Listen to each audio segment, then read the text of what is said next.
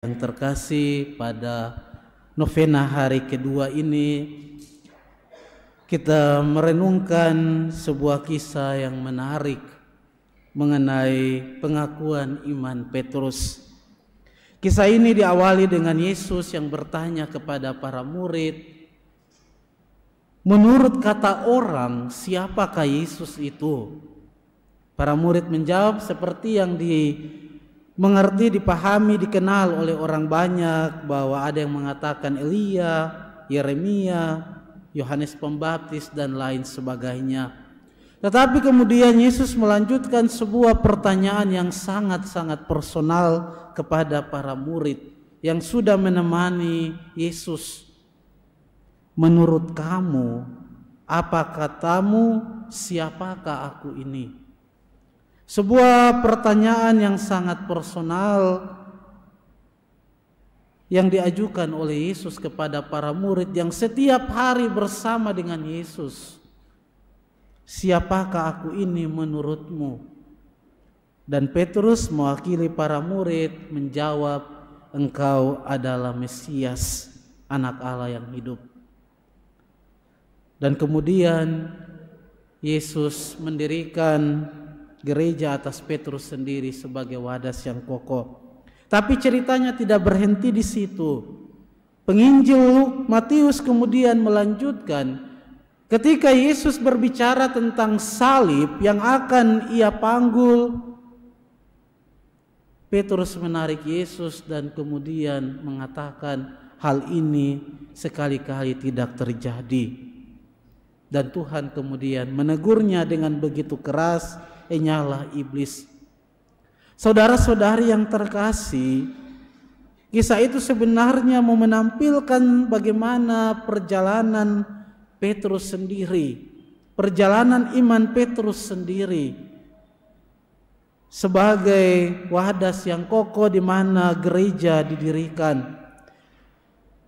Perjalanan kehidupan Petrus adalah sebuah dinamika. Kita tahu bahwa walaupun Petrus dengan gagah berani menjawab engkaulah Mesias, anak Allah yang hidup, tinggal bersama Yesus, tetapi kemudian dalam pengalaman peristiwa salib, dia juga jatuh di sana, meninggalkan Yesus.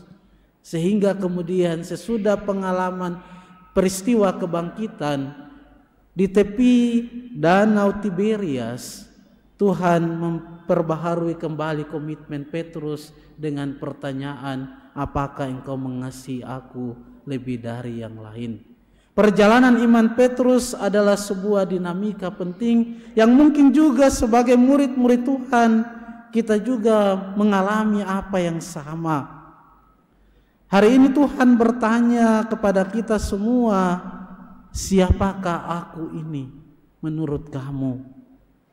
Pertanyaan yang kita gumuli sepanjang hidup kita.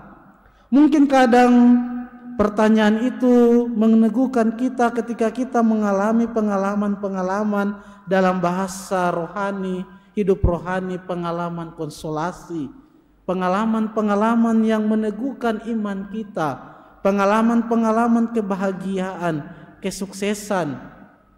Tetapi menjadi kabur ketika kita mengalami pengalaman-pengalaman salib.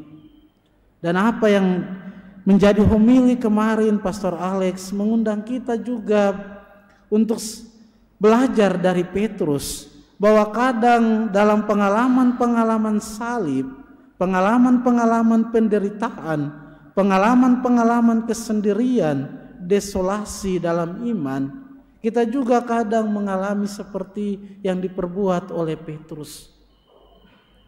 Maka mari hari ini kita belajar dari Bunda Maria. Ketika dia menjawab ya